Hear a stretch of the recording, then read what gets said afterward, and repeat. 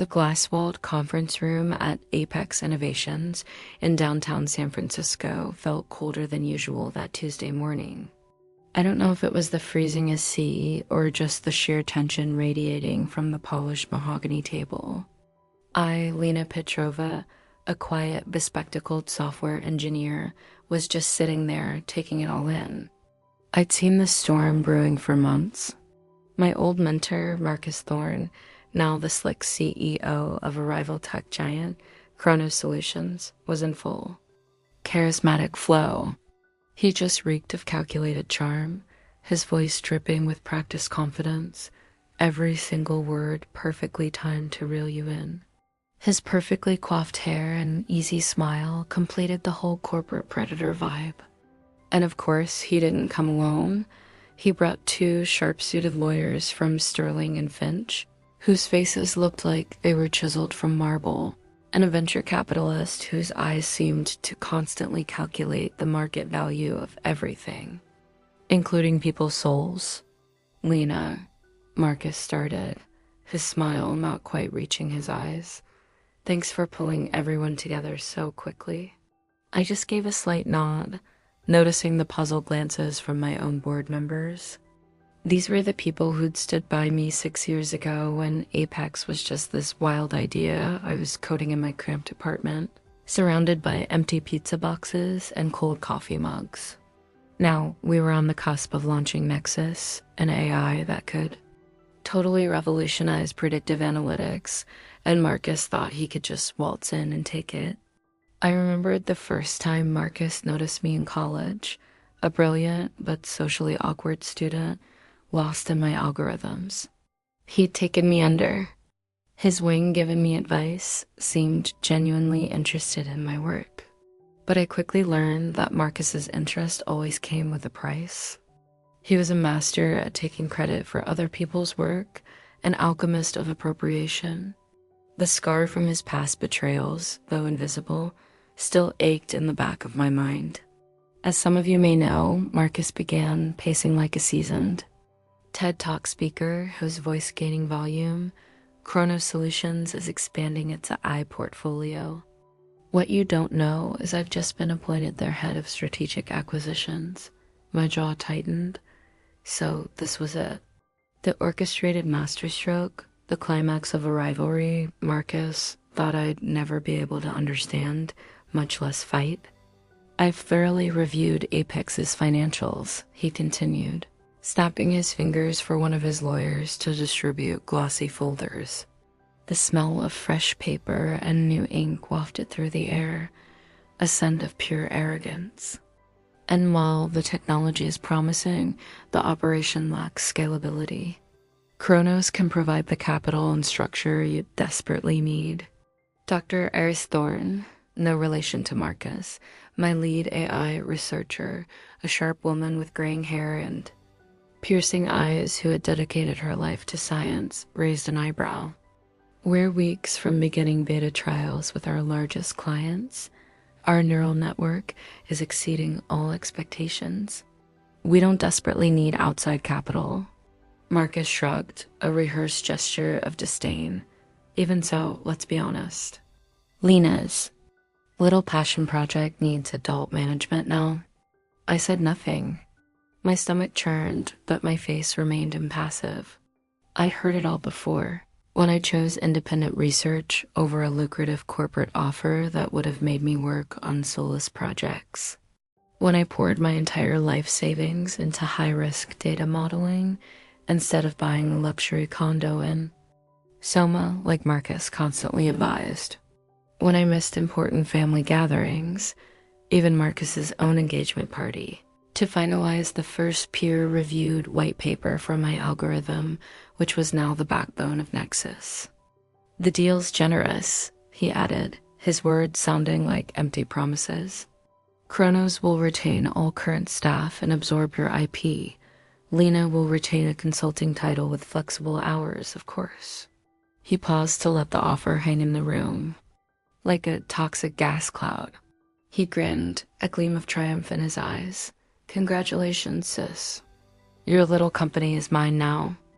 The condescension in his voice was a calculated jab, meant to destabilize me, to make me doubt myself, just like he always had. His lawyer stepped forward, opening a thick leather folder with a rehearsed flourish. Then came the silence. Not just from the room, but from the lawyer. The sound of rustling paper was the only thing audible. He flipped, then flipped again, eyes wide, face pale. This is irregular, the man muttered, flipping pages again, eyebrows furrowed in a confused grimace. Lena Petrova retained personal patent control over all proprietary algorithms and data structures. Marcus's confident grin cracked like an old painting peeling. The paint of his pride started flaking off. There must be some mistake, he mumbled, glaring furiously at his lawyer, as if the poor guy was personally responsible for his blunder. Is there? I asked, my voice steady and surprisingly calm, as I spoke for the first time in the meeting. The quietness in my voice, the contrast to the chaos Marcus had just tried to create, was a punch to the gut. Marcus's attorney frantically flipped through the folders, eyes darting across the lines of text. These patents. They're all registered to me. I finished for him, my voice so low it seemed to echo louder than any shout. Lena Petrova personally, not to Apex Innovations, to me. The room erupted into hushed whispers. Board members looked at each other, eyebrows raised, some suppressing smirks. Marcus's face flushed crimson, a color of shame and fury. That's not possible, he snapped. The company licenses the patents from me, I said calmly, folding my hands in front of me. My posture was one of unshakable serenity. It's a detail you might have noticed if you'd done actual due diligence, instead of assuming your little prodigy was too naive to protect herself. I rose to my feet, straightening the sleek professional black suit I'd worn with quiet purpose. The fabric fit perfectly, a suit of armor against the storm. Every breakthrough, every innovation, every neural network architecture that makes our AI platform revolutionary. I own them personally. I took a breath. The licensing agreement was filed with the U.S. Patent and Trademark Office 3 years ago. I noticed the way Marcus's neck stiffened, a vein throbbing in his temple. Marcus turned to the venture capitalist he'd brought, suddenly rattled. Did you know about this? The guy just looked down at the table, his voice barely audible. I assumed you checked. You said you reviewed everything.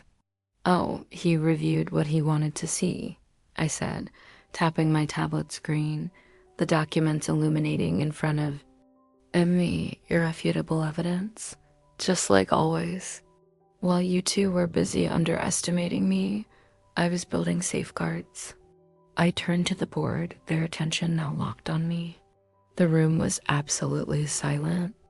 Given this attempted hostile acquisition, I moved to suspend this meeting.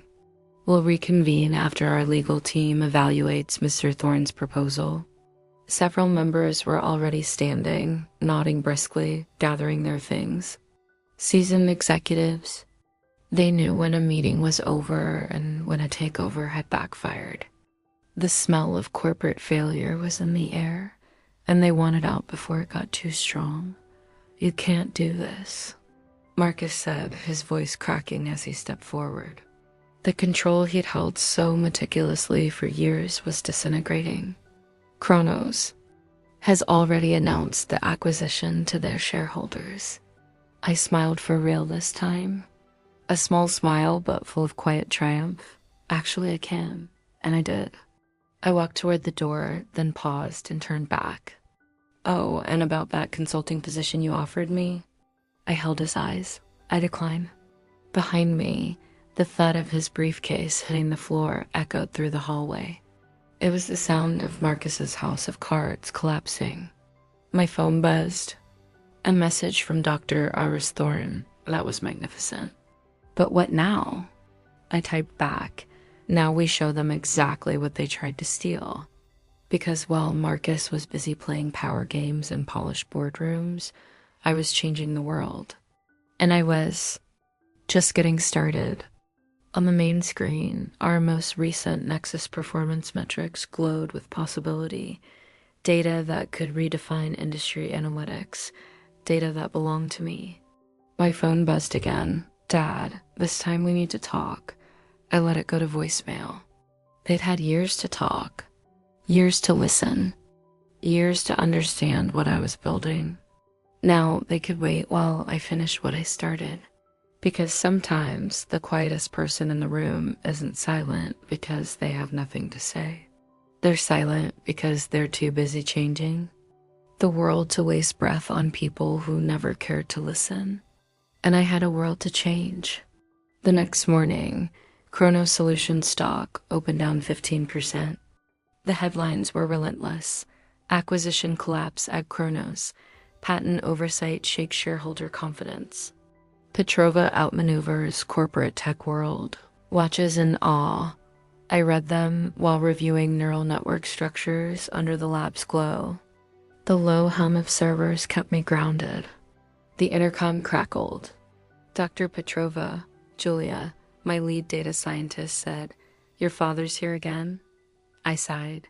"Anything else?" Julia hesitated. "The National AI Standards Board just called. They want to fast-track our certification application." I smiled. I had sent the encrypted Nexus performance files to the NASB myself at midnight. "How interesting," I said softly. "Tell my father he gets 10 minutes. He looked smaller standing in my lab. The legendary Richard Petrova, venture capitalist and tech kingmaker, now surrounded by machines he once called a money pit. "The board at Chronos is calling for Marcus's resignation," he said bluntly. "Not my problem. Lena, please." "Who's your brother?" I carefully placed a circuit board beneath the lens. Was he my brother when he tried to steal my company? When he called my research a passion project? I adjusted the focus, watching the data streams flow with chilling precision. He didn't understand. But more importantly, he didn't try to. Dad said nothing. "And neither did you," I added, not unkindly. "Everyone underestimated me. That was your mistake." I straightened and turned to him. "Do you know what you're looking at?" I gestured to the workstation. He shook his head. "This," I said, "is the future of predictive analytics. Self-learning. Algorithms that can forecast market trends with 99.8% accuracy, optimize logistics chains, and revolutionize urban planning. No human error, no bias, zero side effects. 99.8% efficacy in trial conditions." He blinked. "That's impossible." "No, Dad," I said gently. "That's science." I tapped my screen, projecting the full trial data across the lab monitor. "The NSB is expediting review. In 6 months, this technology will be shaping industries." My father stared at the screen. My God. And for the first time in my life, I thought he actually saw me. "Lena, your 10 minutes are up." I turned back to the workstation. "Julia will show you out." "Wait." My father reached into his briefcase, pulling out a folder. "Marcus asked me to give you this. It's a revised offer from Chronos. Triple the original amount." I took the folder, glanced at the embossed Chronos logo, then fed it straight into the lab's paper shredder. "Tell Marcus he can keep his money," I said without a blink. "I have something better. I have results." After he left, I checked my phone.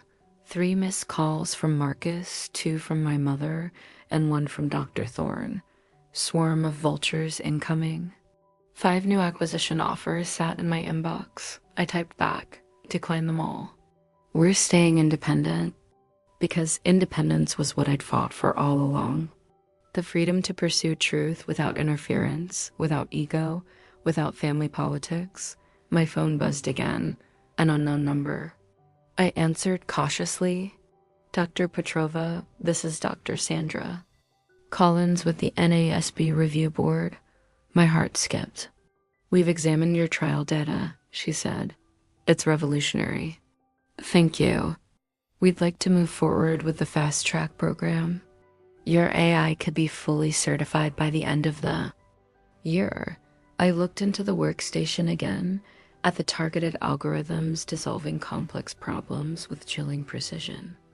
That would be acceptable, I said. There's one more thing, she added, voice lower. The Nobel Committee, the Turing Award Committee has requested your full research documentation. I sat down slowly. The Turing Award? Not for me, but for the future we'd build. I'll have everything sent over by tonight. After the call ended, I walked to the tall glass window overlooking downtown San Francisco. From here, I could see the Chrono Solutions building just a few blocks away. I wondered if Marcus was still up there, packing up the remnants of his ambition. In the reflection, I caught sight of my own face, not the quiet girl they used to overlook, but Dr. Lena Petrova, scientist, founder, and apparently a contender for the Turing Award. My phone buzzed again. The text from Marcus. You've ruined me? Happy now? I typed back, I didn't ruin you. Your arrogance did that. But don't worry. When Nexus defines the next era of tech, I'll make sure you get a discount. Because success isn't about proving others wrong. It's about proving yourself right. And I was about to prove something that could change the world.